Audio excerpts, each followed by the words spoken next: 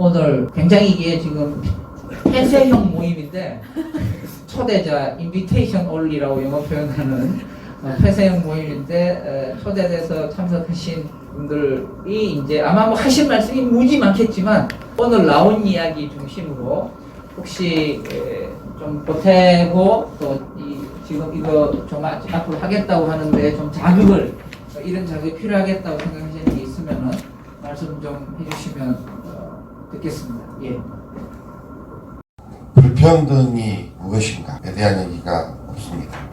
진짜 불평등한가? 제가 전남 한평에서 기부리 잡고 살다가 서울에 당시 유학 가서 살았는데 제가 살면서 20대 때 대구는 잘 사는 줄 알았습니다. 아까 말씀하신 영원한 갈등. 그랬더니 저는 농촌 지역에서 그래도 지역적 보호를 받고 살았습니다. 그런데 대구 보리동 출신 우리 후배들이 낮에는 부모님들이 파트타임으로 해야 되니까 다 나가버리고 저녁에 엄마 오고 아침에 아빠 오고 그 남는 시간 동안은 아이들이 후보들을 한다거나 일탈이를 하고 그런 공간이 있었다. 그래서 대구하고 한평이 내가 생각해보니까 불평등한 게 아니었구나라는 생각을 해본 적이 있습니다. 불평등이 있다 치자. 잘 모르겠어요. 불평등이 있는지 없는지. 저는 이건희 회장님하고 제 어머님하고 불평등한 제 어머님이 살아계신 85세신데 딸을 먼저 앞세우신 이건희 회장님이 과연 더 행복했는가? 아버지가 부자였어요. 하여튼 자 여기까지 가기로는 지금 불평등에 대한 우리가 명확히 안 잡으면 모든 게 불평등하고 모든 게 안 불평등인 것 같아서 저기에 상당한 우리가 방점을 찍고 시작해야만 논의가 될 것이다 라는 것이고요. 그 다음에 불평등을 어떤 조정하거나 치유하거나 어떤 무엇인가 할 수 있다면 수단이 무엇인가? 정치적 수단이 아니면 우리가 공동체 수단이 아니면 다른 게 있는가? 기부하면 되는가? 그건 아닐 것 같습니다. 결국에는 공공재정의 투입에 있는데 제가 생각하기에는 만약에 이건 제가 고민을 상당히 해본 부분인데 어르신들이 저희가 지방재정 우리가 하면서 저희가 하는 것들은 주민이 지방자치단체에다가 세금을 내고 서비스를 받는 조건으로 세금을 내고 그 서비스를 향유하고 이게 이제 기본적인 정치관계다 라고 봅니다. 그래서 어떤 차원에서 어떤 정책을 할 거냐면 주민의 의사에 따라서 해야 되는데 왜 주민 의사에 따르면 주민이 세금을 내기 때문에 기본적으로 이렇게 해서 저희가 접근하는데 문제는 지금의 농어촌 지역의 어르신은 세금을 안 내세요. 직접세는 안 내시다 보는데 받는 게 100이면 내시는 건 1도 안 된다고 보십니다. 그분들은요 전부 다 잘했네 이번에 여기 뭐 하나 났으면 잘했네 고맙네 이러지 야 여기다 뭐해 여기다 뭐해. 그래서 주민이 거기에서 정치적 의사결정할 수 있는 공간은 없다. 현상 이런 데까지 고민을 해서 같이 저도 이렇게 제가 인구 감소와 이제 노래가 되었을 때 지역 정치가 어떻게 될 것인가에 대한 이제 논문을 한번 쓴 적이 있는데 정치가 이루어지기 굉장히 어려운 공간이 되겠다. 그런데 거기에서 마지막 하나만 더 하십시오. 제가 균형발전이나 이런 부분을 쭉 해왔습니다. 해오면서 산업관련에서는 이렇게 얘기합니다. 수도권에다가 산업단지 하나 지어주셔서 뭐 하면 자기네들이 잘 할 수 있다. 기업하는들이. 그럼 100년간 토지 사용권을 드릴게요. 그래 이거 안 되지. 대한민국 기업들은 대부분 땅값이 올라서 버틴 기업. 잘 파는 물건을 잘 파는 게 아니라 오직 수도권 그러니까 땅값 오를 땅을 사는 것이고 마찬가지로 우리 국민들 시골에 계신 어르신들 시골에서 모든 정치인들도 오직 내가 사는 앞에 다리를 내달라. 거기는 물도 없어요. 그래도 다리를 내달라. 왜? 땅값 올리기 위해서. 이 주장이 계속 우리 균형발전 논의의 기본 논의였지 않냐. 그래서 제가 정말 불평등에 땅값이 불평등하겠지 이렇게 묻고 싶은 거 마치겠습니다. 저는 청소년기는 수도권에서 살고 대학은 울산에서 4년을 살고 이제 의전원을 다니러 이제 제주도에 있다가 다시 이제 수도권으로 온 케이스인데요. 저 사실은 이런 지역 불평등에 대해서 제가 관심이 생긴 것도 계속 수도권에 살았으면 아마 별로 관심이 없었을 텐데 지역에서 살았던 경험들이 이것이 정말 다르구나, 내가 살았던 공간과 이 지역이 굉장히 다르구나를 실질적으로 경험했던 것들이 계속 관심을 갖게 했는데요. 예를 들면 저라는 존재는 동일한데 제가 제주대병원에 있을 때랑 서울대병원에 있을 때 느끼는 그 환자들이 저를 대하는 태도가 굉장히 다르다는 경험을 통해서 어떤 지역에서 일하고 산다는 것이 그 개인의 결정에 있어서 그냥 그 개인이 지역에 사람이 없으니까 가서 사람들이 일해야 한다라는 방식으로 설득할 수 있는 부분이 아닌 것 같고, 왜 어떤 지역에서 일하고 산다는 것이 하나의 어떤 계급화되고 있는 것일까에 대한 고민이 좀 필요하다는 생각이 들고요. 또 이제 저는 국립중앙의료원에서 이제 국가 사업 중에 하나인 암등록 사업을 주로 이제 하고 있는데, 굉장히 이제 중앙의 시각에서 이제 지방에 이제 사업비를 나눠주는 방식으로 저희가 자료를 다 받아서 중앙에서 다 정제하고 이제 지역에 나눠주는 방식으로 하고 있는데, 저는 이제 조금 더 작은 단위 안에서 암 발생이 어떻게 일어나는지를 보면서 사실은 이 지역이 암 발생이 다른 지역보다 높은데 저는 이 지역의 맥락과 상황들을 잘 모르기 때문에 왜 높은지에 대해서 사실은 그 지역에 살고 지역에서 일하는 분들이 보셨으면 조금 더 다양하게 볼 수 있는 이야기들과 맥락들을 앞서 말씀해 주셨던 것처럼 굉장히 추상화된 방식으로 해석할 수밖에 없구나. 근데 이 구조가 사실은 효율적으로 이렇게 싼 값에 이 사업을 유지하기 위해서 이 구조가 계속 지속되고 있거든요. 그래서 이러한 부분에서 이미 굉장히 이 방식으로 구조화되어 있는 국가 사업들이 많은데 그냥 그 구조 하에서 이거를 다르게 역행하는 방식으로 하는 가능성을 어디에서 만들 수 있을까? 사실 실무를 담당하는 입장에서 기존에 한 20년간 이렇게 해온 사업을 이걸 저희가 사업을 나눠주지 말고 지역에 알아서 사업비를 나눠주는 방식으로 합시다 라고 말하는 것이 과연 가능할까 하는 고민들이 들어서 답은 없지만 간단하게 생각을 나눠봤습니다. 연관돼서 몇 가지 저와 관련이 있는 부분들을 중심으로 한번 말씀을 드려볼까 합니다. 저는 우선 이재원 선생님께서 발표해 주셨을 때 인구 감소 지역 84개군 지군의 재원이 정부 재원이 훨씬 더 많이 30조 원 정도 더 많이 들어갔다라는 말씀 주셨는데 바로 위에 있는 우리 중앙정부의 재정 규모를 보니까 중앙정부의 재정은 약 180조에서 그동안 한 430조 정도까지 늘어났더라고요. 그래서 혹시 자칫 잘못하면 착시현상처럼 보일 수도 있겠다. 마치 중앙정부에서 우리 인구 감소 지역에 돈을 많이 쏟아부은 것처럼 보이는데 우리 전체 재정의 규모를 생각하면 실제로 그렇지 않을 수도 있겠다라는 생각이 들어가지고 선생님 말씀해 주신 것의 취지는 알거든요. 아까 말씀 주셨던 것처럼 계량경제 하시는 분들이 돈 많이 지방에 넣으면 오히려 불평등 심화되고 지역 소멸된다라는 것처럼 해석하는 것, 이런 오해들을 주지 않기 위해서라도 전체 규모와 한번 비교해보는 관점들을 가져야 되겠다고 제 개인적으로는 한번 생각을 했습니다. 마찬가지로 이제 안가수 선생님께서 토론해 주실 때도 이제 그런 말씀 같은 맥락이라고 생각이 되거든요. 전국 단위의 통일적인 어떤 지방 소멸에 대한 해결책을 제시하는 것, 김창현 선생님도 말씀을 주셨죠. 우리가 이제 너무 정책 위주로만 생각하는 것에 대한 선생님들의 우려나 이런 것들을 저는 충분히 공감하고 있습니다만 지금 상황에서는 우리는 여전히 중앙정부의 재정 차원에서도 우리가 걱정하는 지역 불평등의 문제를 해결할 만큼까지 오지 못했다. 그 다음 정책이나 전체 전국 차원의 그 접근 방식도 아직 우리는 이 수준까지 우리가 걱정할 만큼의 수준까지는 오지 못했다는 생각이 들어가지고 저는 앞으로 기회가 된다면 이런 문제를 선생님들하고 같이 한번 공부하고 배웠으면 하고요.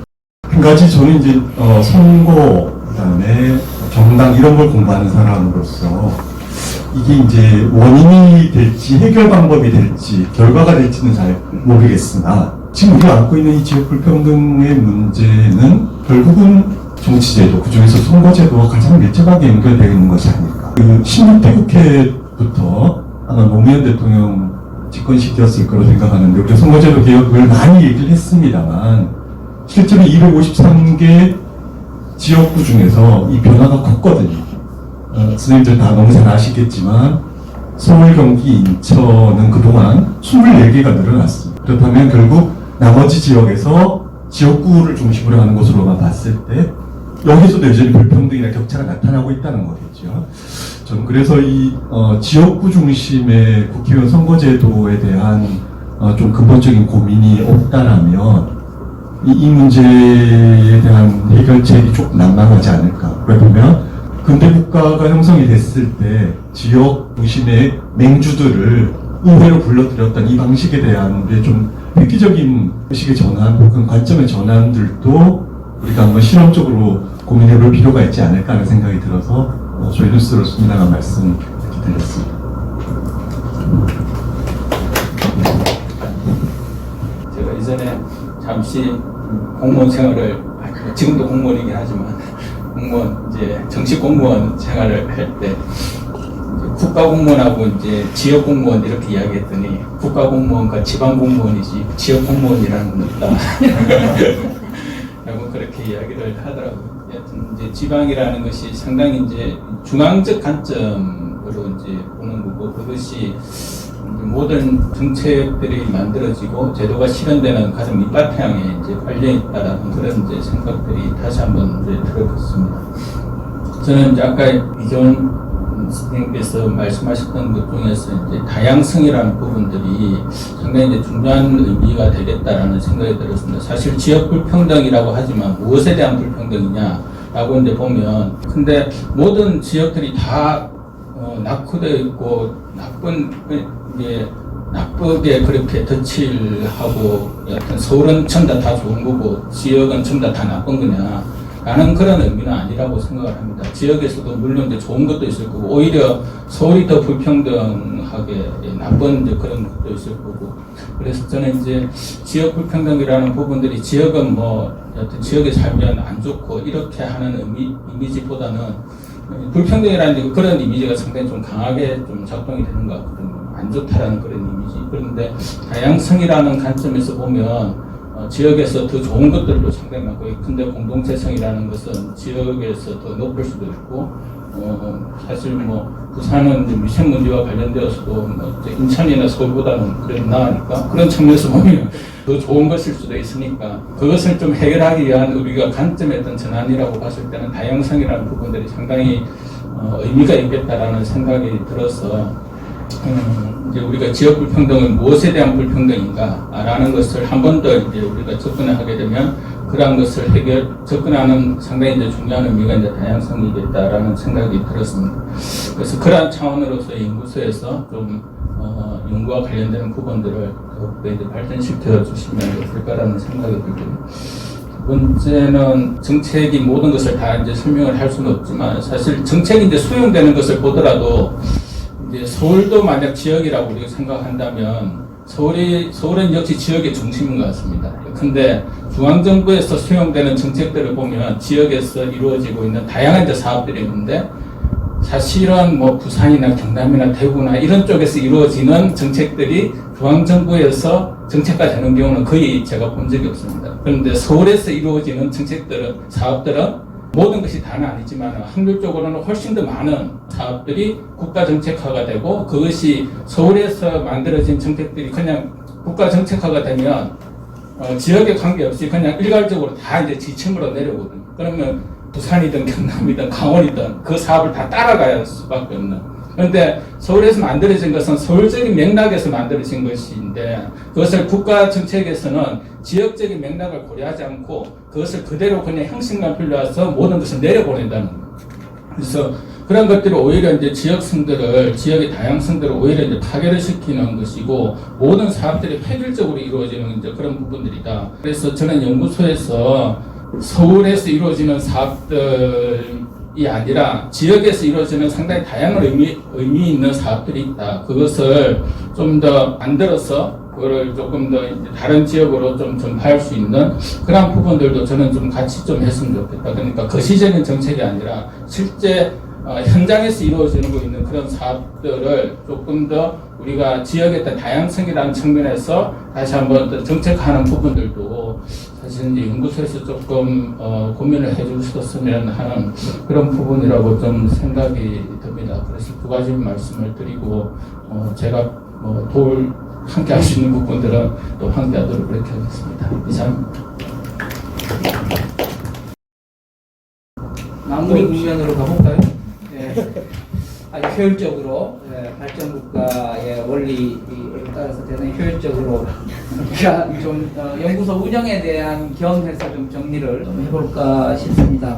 지역 불평등에 대해서 불평등에 대해서는 철학부터 정치학 여러 군데 사회과학 이런 데서 논의가 많기 때문에 대단히 이제 복잡하고 또 어려운 논의를 포함하고 있어서 지역 불평등이 뭐냐, 불평등이 정확한 개념이냐 이런 거에 대해서는 아마 연구소에 대단히 중요한 작업 중에 하나가 돼야 되지 않을까 일단 먼저 생각을 합니다. 근데 왜 이 지역 불평등을 가지고 이렇게 연구소를 해야 되냐, 이렇게 없는 시간에 이렇게 해야 되냐라고 하는 것 자체도 아마 점점 더 발전시키고 뭔가를 만들어 가야 되는 게 아닌가 싶습니다. 제가 지금 단계에서 말씀드릴 수 있는 거는 이게 어떤 도덕적 윤리적인 어떤 책무로 받아들여지는 거에 대해서는 저는 개인적으로 반대한다. 이 한국이라는 정치 공동체, 폴리티, 이 정치 공동체로 보면 모든 사람의 삶에 관련된 불평등에서 예외가 된다고 하는 대도시나 수도권에 사는 사람들조차도 삶에 직접적인 영향을 받을 문제가 사회, 경제, 체제의 측면에서 되어 있다라고 하는 것이 이제 지역 불평등 문제를 다루고 응전을 해야 되는 그런 과제라고 생각합니다. 형편이 어떠니까 또는 이런 게 안 돼 보이니까 이런 어떤 도덕적 차원은 아닌 것 같다. 그래서 사회적 차원에서 대단히 중요한 문제가 저는 개인적으로 한 서너 가지가 있는데, 하나는 한국 자본주의 경제의 이게 이제 자본 축적의 위기, 또 하나는 기후 위기, 또 하나는 아마 지정학적 위기, 그거와 더불어 인구의 위기라는 측면에서 이 지역 불평등이 아마 서너 가지를 뽑으면 뺄 수 없이 핵심적인 정치 공동체의 위기이다. 근데 그 정치 공동체 위기가 나라가 망하게 생겼다 이런 차원이라기보다는 모든 이 공동체 구성원들의 삶에 직접 영향을 미치는 삶의 위기이기도 하기 때문에 이거에 대해서 연구하는 것이 어떤 걸 하는 게 굉장히 중요하다고 생각하고, 제가 그동안 경험도 그렇지만 다른 데를 찾아봐도 지식이 굉장히 중요한 이런 종류의 미래에 속한 문제들일수록 이 지식이 중요하고, 이때 지식이라는 건 무슨 누구의 이론 이런 문제라기보다 이제 한 사회가 사회적인 어떤 도전이나 과제를 어떻게 풀어가냐라고 하는 그런 의미에서 일종의 누가 이야기했다는 상식, 커먼 센스로서의 지식, 그리고 이 커먼 센스의 지식이라고 갖는 게 좀 이상한 용어긴 하지만 헤게모니, 한 지역, 이건 이렇게 풀어가야 된다라고 많은 사람이 힘을 갖고 그렇게 이야기하고 알게 모르게 그런데 영향을 받아서 수렴이 되는 이런 종류의 어떤 지식 헤게모니적 지식 또는 지식 권력, 이런 걸 만들어 가야 되는 것들이 대단히 중요한 과제이기 때문에 하려고 하는 거고, 그런 점에서 저는 다 할 수 없으니 지금 기존에 이런 아까 정책, 재정 이런 것들이 굉장히 많이 하지 않습니까? 그 중에서 쓸데없는 것도 있지만 대단히 필요한 그런 것들을 모든 지자체, 사실 광역 지자체 전부 발전연구원, 개발원 이런 이름으로 연구소들이 있고 또 대학에도 있고 여러 개 있기 때문에 저희 연구소는 그거 말고 다른 거 하면 좋겠다.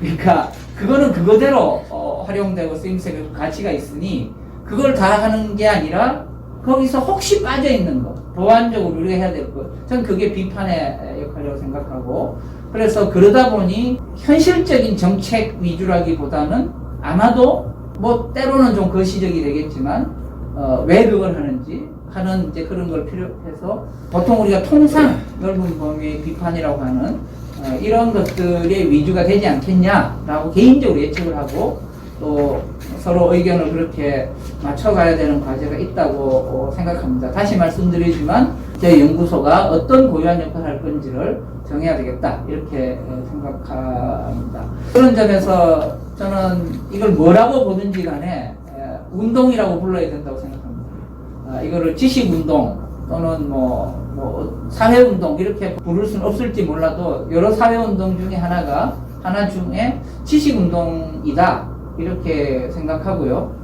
연결이 지식운동이 이제 하는 저는 이 한국에서 지금 여러 사회 권력이 충분히 역할을 못하는 굉장히 중요한 이유 중에 하나가 최근 들어서 운동의 이론이 허약하다라는 것 때문에 그렇습니다. 운동의 허약하다기보다 빨리 이렇게 좀 새로운 운동으로 충실하게 발전하는 것들이 좀 사회 변화에 대한 좀 더딘 거 아니냐. 그래서 저희 이걸 만약 지식운동, 사회운동의 하나로 지식운동을 한다고 하면 지식운동의 이론을 탄탄히 만들어가는 것 자체가 이 연구소의 과제라고 그렇게 생각합니다. 우리가 무슨 역할을 해야 되는 거냐. 그리고 지역 불평등 문제를 이해하고 앞으로 여기에 어떤 긍정적인 변화가 일어난다고 할 때 어떤 과정을 통해서 어떤 힘이 필요하고 어떤 역할이 필요한지에 대한 이론, 또 거기에 이 연구소에 모여있는 사람은 어떤 역할을 할 건지, 또 어떤 사람들을 어떻게 모아서 어떻게 지식 권력을 만들고 영향력을 또 헤게몬을 만들어가는데 조그마한 기여를 할 수 있는지, 이런 이론 이 자체가 이 연구소의 작업 중에 하나가 돼야 될 거다, 이렇게 생각하고요. 또 하나는 지식을 다루는 사람들이 아주 대표적으로 갖게 되기 쉬운 병폐가 코치나 감독도 안 되고 주로 해설자처럼 얘기하는 거. 내가 진작 뭐라고 그랬냐라고 나중에 이제 선견지명도 아니고 후견지명, 말하면 내 말대로 되지 않은 이거에 능한데 안 그랬으면 좋겠다. 그래서 주체가 명확한, 우리가 뭘 하고 누구하고 해서 어떤 변화를 어떻게 이끌어가겠다. 지식을 다루는 일을 통해서 이런 것들에 대해서 명료하게 좀 정리하고 논의하고 그런 분들이 또 같이 참여해서 이거를 만들어가는 이 주체에 대한 문제, 활동, 운동, 뭐라고 부르든 이 주체의 문제를 잘 논의를 해서 주체를 형성해가는 그런 과정이 되면 좋겠다, 이렇게 생각합니다. 보건의료 쪽에 분들이 좀 많이 하는데 보건의료 하려는 거, 보건의료만 하는 거 아니고요. 우리 이재용 교수님은 주로 사회정책 쪽에 복지, 교육, 여러 교통, 주거 이런 사회 쪽에 그래도 좀 초점을 맞춰야 되지 않나라고 하는데, 저는 그 점에 대해서 일면 동의하면서도 그것조차도 이 토탈리티라는 측면에서 보면 경제, 정치 이런 거하고 무관하지 않기 때문에 그렇게 나누기 좀 어렵다, 지역 불평등이라는 거를. 그래서 하나의 토탈리티로서 다뤄야 된다는 그런 쪽입니다. 그래서 보건의료는 그 중에 이제 최근에 이제 아주 날카롭게 문제가 되고 있는 거에서 아주 예로 등장할 뿐이지 전체를 다 다뤄야 된다고 생각하고요. 정책 대안 이런 거 위주가 아니라 아까 우리 역할은 조금 더 좀 비판적인 그런 해서 새로운 어떤 관점이나 지식을 형성하는 역할을 했으면 좋겠다.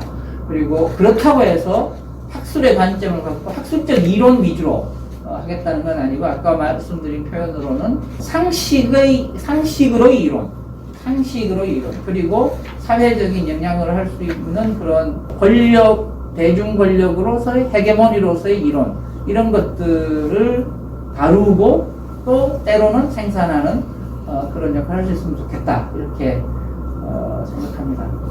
네, 오늘 이제 앞으로 진행할 일은 저희가 실무적으로 좀 더 해볼 텐데, 아마 아까 우스갯소리처럼 말씀드렸습니다만 이게 별로 쉬운 일이 아니어서 금방금방 그렇게 막 성과가 나고 막 눈에 띄고 이럴 것 같지는 않습니다. 다시 말씀드리지만 쉬운 일이면 앞에서 다 했지. 아직까지 남겨놨겠습니까? 우리 조상과 선배와 선생들이. 그래서 그런 점에서 더디지만 착실하게 해나가는 작업이 필요할 것 같아요. 오늘 초청받아서 오신 분들이 조합원으로 가입하셔야 될 첫 번째 후보들입니다. 그리고 출자금도 내셔야 되고 조합비도 내셔야 되고 이제 그런 의무를 지금 갖게 되어 있으니까, 오늘 이 말씀을 들으시고도 나는 그가 예외다라고 생각하시기 굉장히 어려울 것 같으니까 시간이 많이 가기 전에 실무진이 접촉할 테니까 잘 좀 참여를 해주시면 고맙겠습니다.